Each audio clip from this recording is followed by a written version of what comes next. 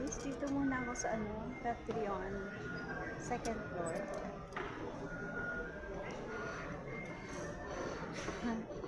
Kasi dito nag-work yung amo ko, kaya ayan, pinakain niya muna ako dito.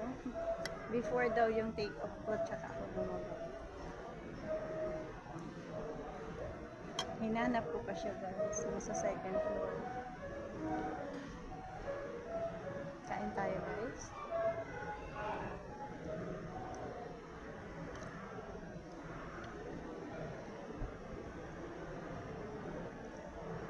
$11:30 pa kasi yung yung flight. Kaya pinadala muna ako dito. Pahinga daw muna ako dito.